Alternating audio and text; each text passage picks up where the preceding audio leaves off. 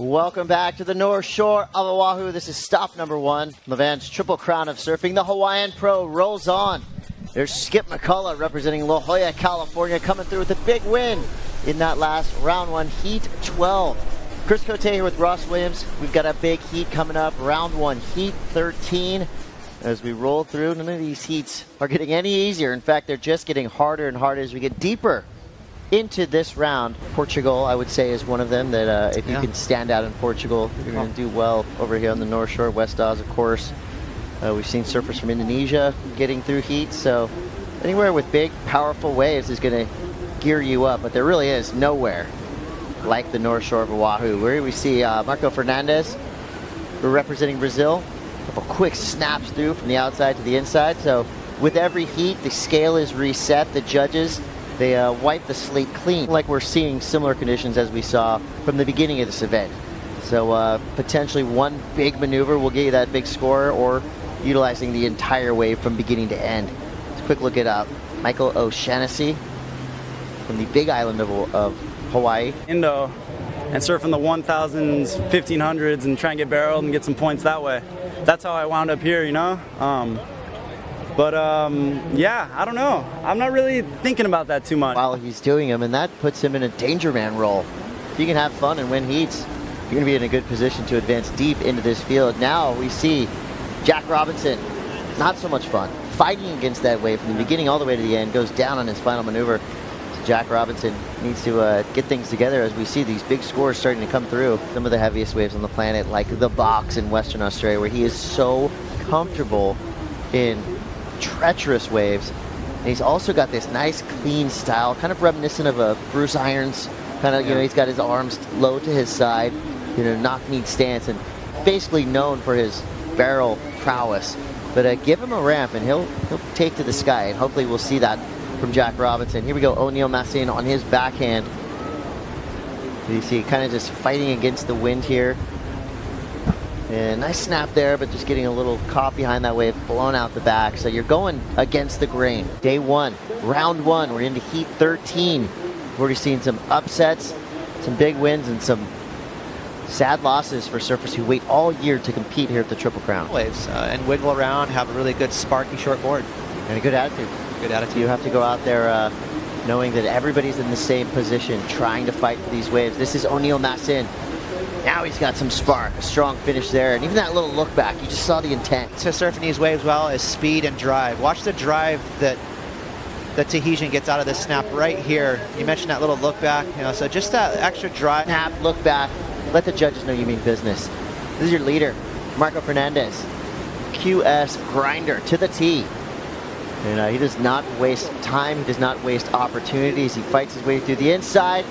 And right there, that wave just kind of exploded all around him, so he wasn't able to finish, but a couple nice turns out the back.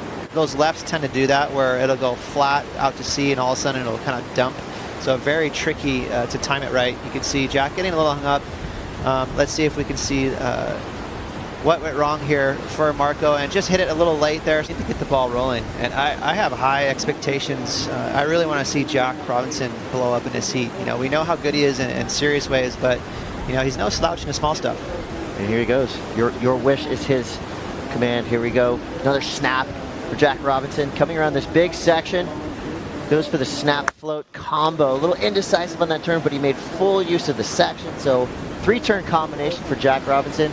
Only needing a 3.64. Yeah, that's going to help him out scoreline wise. Maybe even a 6. Let's see again here. Just a little snap there, so nothing too great. A little better here, a little sharper angle, and then gets it back up and does a little float there. To finish there, you know, he got hung up with the wind. The judges are looking for time management skills and all that, but then you go to a guy like M.Fernandez, who every single week, nearly every contest, 100 and up, he's doing them. Yeah. So he's been grinding it out, and same with O.Massin. Any contest that comes his way, he's in. So it's about surfers that really kind of make their bread and butter out of surfing in heats, who really kind of just wait till the waves get heavy. And here we go, J.Robinson.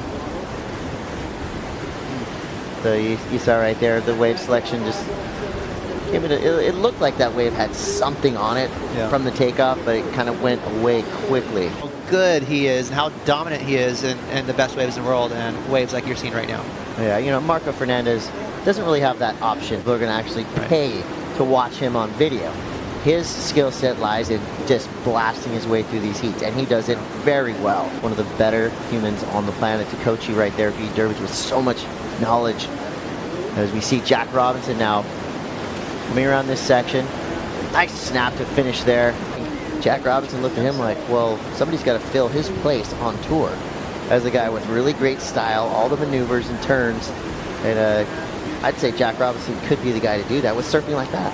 Absolutely, and that's going to be the best score of the heat for sure. 283 probably did that. And looks out to see Michael O'Shaughnessy almost demolishing that end section. Couldn't hang on. So with 4 minutes and 38 seconds to go, we could see Jack Robinson extending his position in second place over O.Massin. He's letting that one go. You can see he's waiting for a big wave. And that's going to leave us M.Fernandez. He had second priority, up and down real quick, so he'll get right back out there. Here we go. O.Massin looking for a 4-1-3. Solid start. Here's that inside section. So a two-turn combination. Body language tells us he thinks he's got it. And again, I'm no judge. I'm not quick enough for that job. That is a tough, tough job. But in watching that wave, the previous efforts, I'm saying he got it. Absolutely. Yeah, that was a lot of spray there. Just a check turn, but still solid. And then a strong finish on the toilet bowl. Vastly, so that's going to knock M.Fernandez down to third. Marco with third priority. It's like O'Shaughnessy let him go on this left. Lefts have been a little bit dicey. This wave you see just flattening off in front of him. Could have something to finish on through this inside section. He did have a little trouble with backwash on his previous wave, and it happens again. The left's not helping M.Fernandez. He goes down, needing a 6-1-4. That's a big number. Smart, savvy QS competitor. This is the kind of conditions you'd think he'd get the jump on someone like Jack, but Jack, I think that was a pretty impressive performance right there, getting that win. I agree. And I think it would be a confidence boost as well.